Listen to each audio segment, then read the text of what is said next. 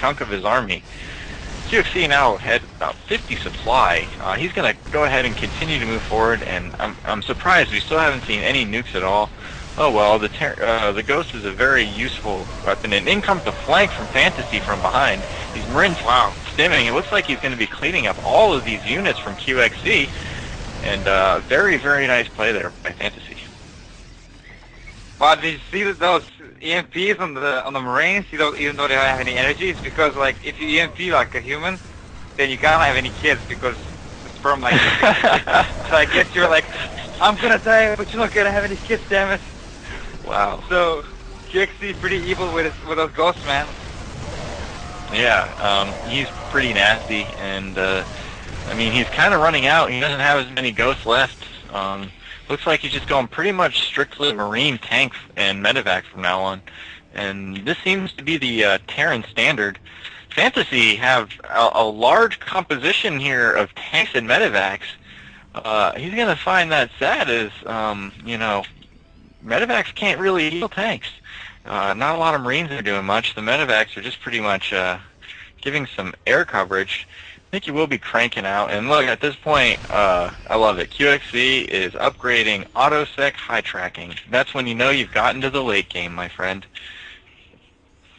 Yeah, the late game TVT, man. That's where it begins to be real dangerous. One mistake, one bad siege position could lose you the game, and let's see what will happen.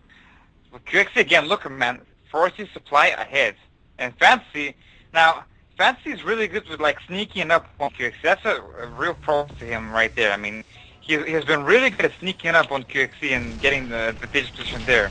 Because right now, coLqxc needs to siege up those 2 extra tanks so he can be a bit stronger if he has to defend the push from FTaTcFantaSy. FTaTcFantaSy has a hell of a lot of medevacs right now. I'm actually surprised that none of them have any Vikings or any Banshees, because that could actually be really useful. Looking at it, coLqxc already has half the map. I mean, look at that. He has half of the map.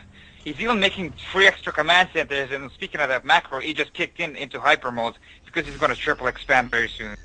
Yeah, he's getting to the point where he's like, okay, I got to start working with my supply.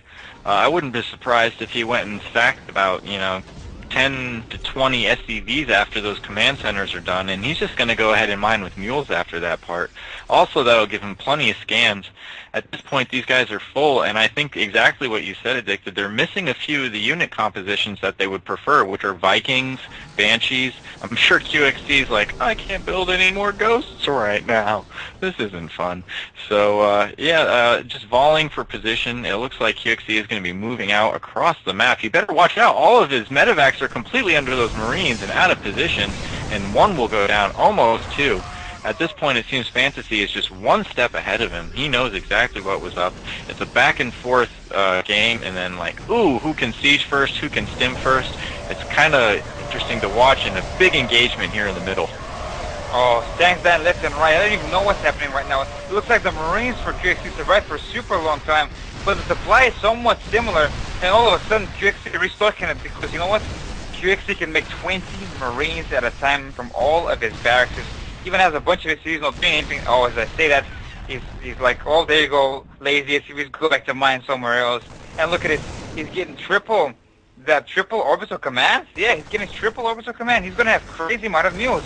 Now he goes with a medevac dropship and his planetary fortress base for FTaTcFantaSy. He's gonna clean up the gases, which will, you know, disallow FTaTcFantaSy from getting any extra gas for his tanks, which is always a nice move. He's even avoiding the range of the planetary fortress, which allows the Marines to survive for extra long time. And right now, let's say that coLqxc is bringing the pain to FTaTcFantaSy. coLqxc also very smart at getting Vikings, which will allow him to get the extra superiority in this game by cleaning up the medevacs. Yeah, absolutely. That's definitely a wise planetary fortress right there. It is served its purpose in living a long life. These little elevator plates here by coLqxc are going to be quite interesting. It looks like FTaTcFantaSy's pretty much prepared for them. He's got a couple of siege tanks in the background. You know, at this point, coLqxc really doesn't care. He's got a ton of minerals banked, way more than FTaTcFantaSy does. So he can afford to lose those and just go ahead and restock, like you said, Addicted. What was it, 20 Marines at a time? Yep. That really puts you up above. As you can see here, he's got 4 orbital commands just ready to rock. In comes a huge engagement right here. These siege tanks are doing a lot of volleys on Fantasy. Fantasy trying to move close, being intelligent as he can with those Marines. It's siege tanks versus unsiege tanks. And it just looked like Fantasy had a lot more forward movement, plus all of these in the back. QXC does have a small armor here, but if Fantasy is smart, he could push out, maybe take out an expansion, as he is up in supply a little. QXC is resupplying, and he did get a nice little stim attack right there. But still, Fantasy up 172 to 130, but ooh, look at how fast that's rising for QXC. 20 Marines on the way, Addicted. Yeah, I mean, look at the macro difference. Alright, Fantasy's winning the engagement, but look at this, man. The macro Fantasy is not so macro. Look at all those SCVs not mining in the main base, in the expansion. He's only making 10 Marines at a time. QXC can make like 22 Marines at a time. That's a big difference. QXC restocking and replenishing his army much, much quicker. We're seeing the saluting Marine right now. All the units going past that units right there, or that statue, should I say. Fantasy moving up. And he's going to attack those two bases. They're very vulnerable, especially to tanks, because the planetary fortress is a good defense mechanism, but with that 13 range with that siege tank, you'll be able to do a lot of damage from it from range, which will leave the planetary fortress vulnerable to anything. And now QXC has two options. He can go and defend his base, or he can go for a counterattack, and I think he's going directly for a counterattack. Yeah, I would say that's the wiser of the two options, Addicted. Right now, Fantasy is set up and in position, and QXC would really only lose his units by going there.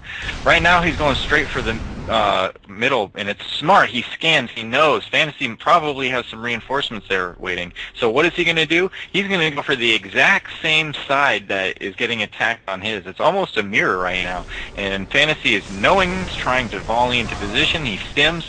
Ooh, QXC getting a better position with the siege tanks for sure. If he can stim by with some Marines, ooh, then it'll still be Marines versus this planetary. I gotta say, Fantasy looking like he is in a better position, and it would be amazing if he took this first game off of QXC. QXC is still continuing to try to repair this planetary fortress, trying to save whatever he can. He's wasting a whole bunch of SCVs, but at this point he does have the money to reinforce, so it could just work out in his favor. Fantasy is trying to go ahead and defend this area, but it seems like QXC is not really even moving further, so there's really no defense necessary, as he's just sitting here stagnant. QXC losing an important base, an important 2 bases, and in fact there was 4 there, so an important 5 bases. Looks like he actually floated a couple of them off, and he's already begun mining with some mules, but he's going to find exactly what you were talking about. Watch him start cursing about creep soon, as he cannot land or do anything on that far corner base, Addicted. You know what would be funny? If like all the bases in the end are mined out, and then there's only the the base with the creep tumors on them, and that's where you have to find minerals and gas from. That would be pretty sweet. But right now, Fantasy, with a nice siege of doing a ton of damage on this planetary fortress, has refused to die for the past 90 seconds at least. Is getting mass recreated. SCVs are dying. They're taking too much shots, too much volley shots, and eventually they thin in ranks, which will cause all the units to die. And the planetary fortress does eventually go down. At the same time, QXC is also, actually he hasn't killed his base over here, but he is working on it. He's killing the SCVs with his tanks on the higher ground, and we might see a big engagement here. QXC duking left and right, trying to find the appropriate place to siege up, getting some Vikings in a nice location over this building over here, trying to snipe a few medivacs.